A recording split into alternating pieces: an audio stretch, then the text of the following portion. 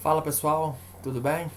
Então, hoje nós vamos estudar o capítulo 12, que são as características principais da vegetação. Nós já estudamos o clima e nós percebemos e vimos que existe uma ligação direta entre clima e vegetação. E aí, se eu tenho vários tipos climáticos, fatalmente eu vou ter vários tipos de vegetação. Nós vamos começar agora e é importante que você, ao findar essa aula, você possa ter as seguintes aprendizagens. Primeiro, analisar as principais características da vegetação, principalmente no que diz respeito aos aspectos de adaptação, tá? Relacionar as características da vegetação com os tipos climáticos, igual eu falei para você, sempre vai ter um tipo de vegetação que vai predominar em um clima e um tipo de vegetação que vai predominar em outro clima. E também identificar as principais vegetações existentes no planeta, tá? Então é o seguinte, ó, nós vamos começar aqui falando da relação entre a vegetação e os outros elementos naturais. Gente, a primeira coisa que é super importante você saber é que existe uma relação direta, como eu já falei, entre clima e vegetação.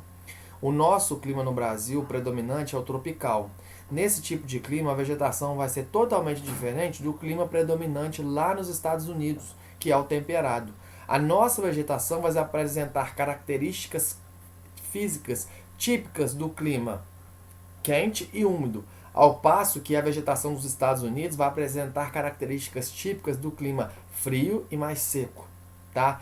Existe também uma relação direta entre vegetação e solo, tá? Os solos, eles também influenciam expressivamente o desenvolvimento vegetal e eles atuam como facilitadores ou limitadores do crescimento, tá? Então, se uma vegetação ela está se desenvolvendo sobre um solo com maior potencial de matéria orgânica do que outro solo, isso quer dizer o quê? Quer dizer que essa vegetação vai ter um aspecto vindouro mais chamativo do que aquela vegetação que está num solo com menor capacidade, quantidade de matéria orgânica. Então, pessoal, sempre vai ter essa relação também entre solo e vegetação.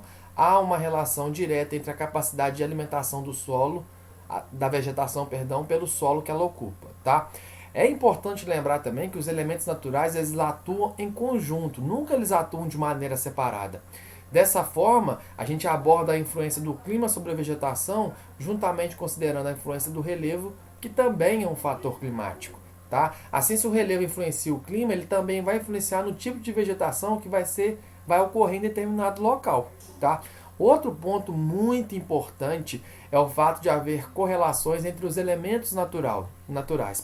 Se por um lado, clima e solo são elementos naturais que influenciam o tipo de vegetação, por outro, a vegetação também exerce uma influência sobre eles, tá? É uma via de mão dupla. Nós vamos falar agora sobre o tipo de vegetação de acordo com a variação da umidade, tá? Quando a gente analisa diversos domínios vegetais, que de acordo com a variação da umidade de determinado lugar, há características distintas das vegetações, dentre as principais características botânicas, a gente vai fazer uma classificação entre os tipos de vegetação. Então, por exemplo, ó, uma que cai muito em vestibular e é muito importante que você entenda. Vegetação xerófila.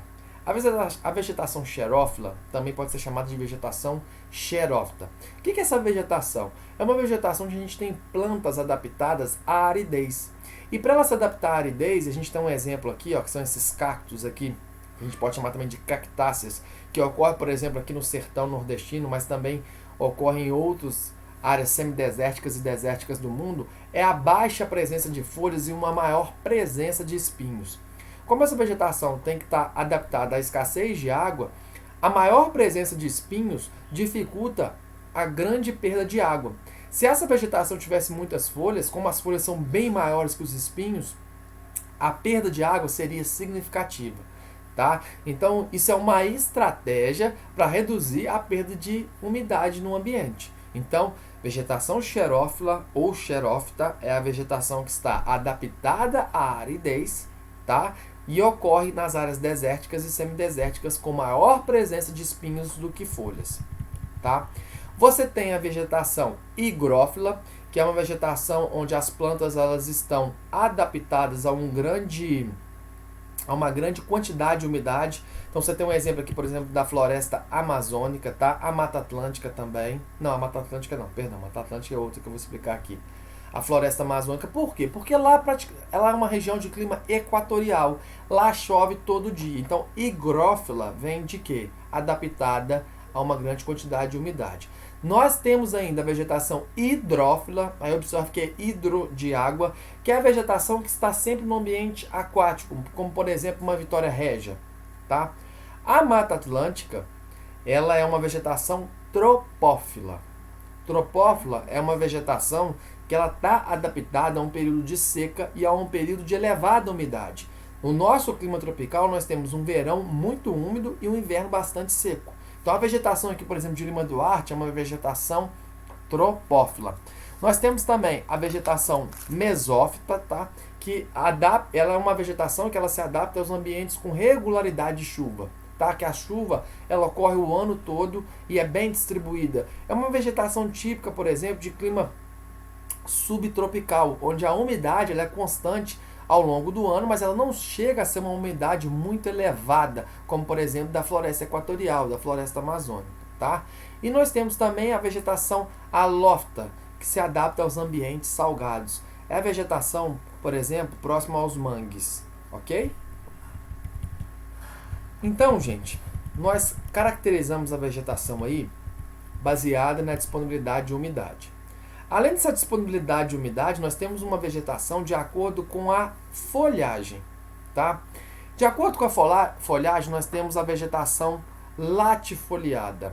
Late vem de largo, tá? Então, é uma vegetação que ela tem folhas muito largas. E esse tipo de vegetação latifoliada, ele vai ser encontrado em ambientes muito úmidos, como da floresta amazônica. Por quê? Porque, como as folhas são largas, a perda de água também é muito significativa, muito grande. E só pode haver perda grande de água, perda significativa de umidade em regiões onde nós temos a capacidade de recompor essa perda de maneira intensa, assim como a perda é intensa, tá? Então, folhas largas, tá? São folhas latifoliadas. Isso ocorre muito na floresta amazônica e aqui na Mata Atlântica. A nossa vegetação aqui, ela é característica por ser latifoliada. Nós temos também uma vegetação que a gente chama de aciculifoliada. O que é uma vegetação aciculifoliada? É uma vegetação onde as folhas elas têm um formato de agulha, como essa que eu estou passando o mouse aqui para vocês, tá? Característica de pinheiros. Esse tipo de vegetação ele ocorre mais em regiões temperadas, tá? Por quê? Porque essa folha ela tem uma superfície menor justamente por ter uma menor perda de água, tá? Uma menor capacidade de evapotranspiração, tá? Isso ocorre para reter mais a água na planta. Então, ao contrário da vegetação latifoliada, onde ela perde muitas folhas, água pela largura da folha, e ela pode perder porque ela está no ambiente úmido, a aciculifoliada é uma vegetação, como nós vimos, com as folhas fininhas, da largura do meu dedo, característica de pinheiros. E isso ocorre no intuito de quê? No intuito de ocorrer uma perda menor de água. Nós temos também as plantas caducifólias, tá? O que é uma vegetação caducifólia? É uma vegetação que em determinada estação do ano ela perde totalmente as folhas, tá? Isso geralmente ocorre no outono, para que a vegetação possa se preparar para a estação do inverno. Então, caducifólia ou vegetação caduca é a que perde a folhagem total em uma determinada época do ano, tá? Pode ser também que a vegetação não seja totalmente caduca, seja semicaduca, a gente chama semicaducifólia, tá? Isso é uma vegetação que perde grande parte da folhagem, mas não totalmente. Já a folhagem, a vegetação caducifólia perde totalmente. Um sinônimo de caducifólia é decídua, tá? Se eu falar floresta decídua, é uma floresta que também que perde grande parte da folhagem ao longo do ano. Se eu falar semidecídua, ela é semicaducifólia, ou seja, é uma vegetação que perde parte da vegetação ao longo do ano, ok? Nós temos também a vegetação perenifolia. Perenifolia é a vegetação característica, principalmente de árvores que apresentam as folhas latifoliadas. Perennifolia é aquela vegetação que mantém toda a sua folhagem ao longo de todo o ano. Ok? Para finalizar aqui, nós vamos falar aqui da variedade de espécies, tá? Os domínios vegetais, eles também podem ser classificados de acordo com a variedade de espécies existentes naquela floresta, naquela formação vegetal. Então nós temos vegetações homogêneas. A vegetação homogênea é aquela vegetação que ela não possui uma grande biodiversidade, tá? Ela apresenta uma predominância de determinada espécie. Por exemplo, a gente tem a floresta de coníferas, que também pode ser chamada de floresta boreal. Nela nós temos o quê? Praticamente só pinheiros em formato de cone. Isso é uma vegetação homogênea. Você anda e só vê aquilo. É o que ocorre, por exemplo, aqui no Brasil, na região das araucárias. Você só vai vendo pinheiros e mais pinheiros, tá? Isso é uma vegetação homogênea. Isso ocorre principalmente em regiões temperadas e polares. No caso das regiões polares, da vegetação rasteira. Já a vegetação heterogênea, se homogênea é tudo igual, heterogênea é tudo diferente.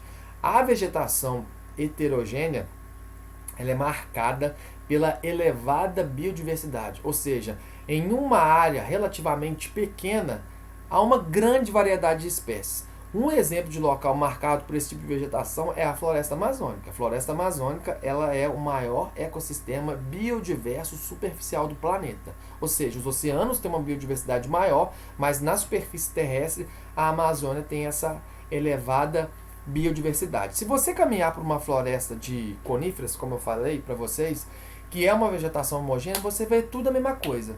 Já na vegetação heterogênea, ou seja, que apresenta grande biodiversidade, igual a floresta amazônica, igual mesmo a Mata Atlântica nossa aqui, você vai vendo vegetação rasteira, vegetação arbustiva, vegetação arbórea. Você vai vendo uma grande biodiversidade, tá? Ok? Para finalizar aqui, gente, é muito importante que a gente entenda que com o avanço da biotecnologia, porém, houve uma radical mudança nesse quadro de variação de floresta. Tá? Quanto maior for a biodiversidade, maior a possibilidade de descoberta de códigos genéticos que podem ser usados para a produção de novos elementos, como por exemplo na criação de remédios, tá? Principalmente na indústria farmacêutica de cosméticos que eu falei. Tá? E esse fator aumentou o quê? O interesse da exploração dessas áreas. Tá? Havia uma exploração muito grande das áreas homogêneas, como das florestas de coníferas e tal, e agora esse interesse está sendo maior para as áreas heterogêneas. Tá? Tudo bem? Então, eu espero que você possa ter aprendido bastante com essa aula de hoje, tá? E que você, se tiver alguma dúvida, me procure que eu estou à sua disposição, tá? Grande abraço e até a próxima.